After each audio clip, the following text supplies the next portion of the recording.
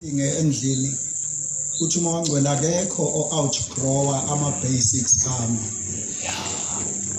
Awusoze waba mkhulu ngaphezu kwama-basics alento esiyo. Yes, Nkosi Jesu.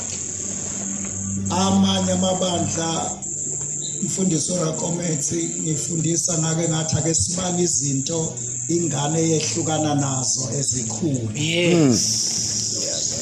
Badinga siliste ukuthi umuntu ona 3 years, umuntu ona 1.5 years wenzani angasayenzi umuntu omdala. Hey. Izinto ezishintsha physically kumuntu. Yes.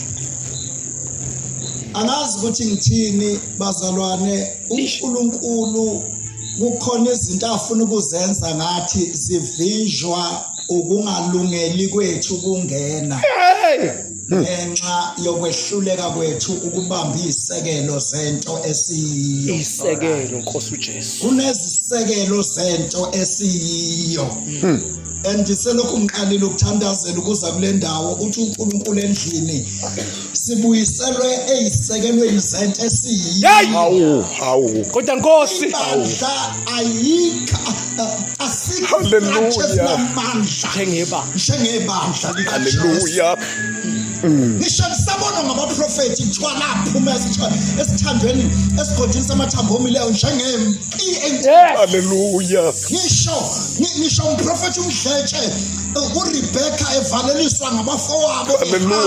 Kwacaca ukuthi kuye kuzophuma inzalo yalento esiyiyo kuthiwa hamba dadewethu, inzalo yakhe iphakamisa isango lesithathayo. But asiphakamisa isango sivaleleke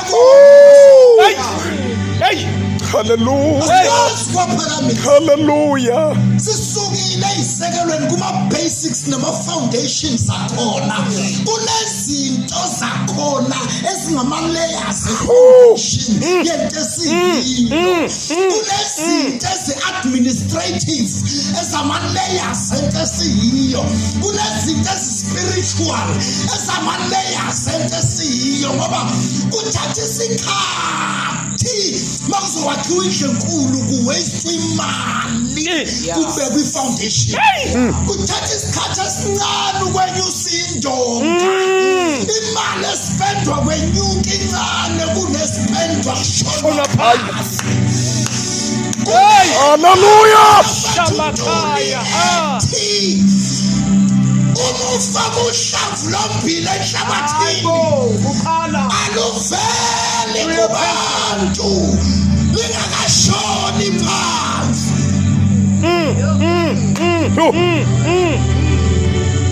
Umulwana luvela ngaphezulu sekusebenza ngokwanele phansi.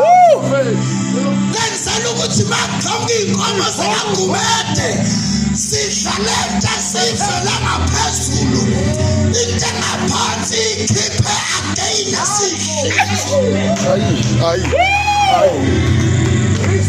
Kunalina shaleni awusha.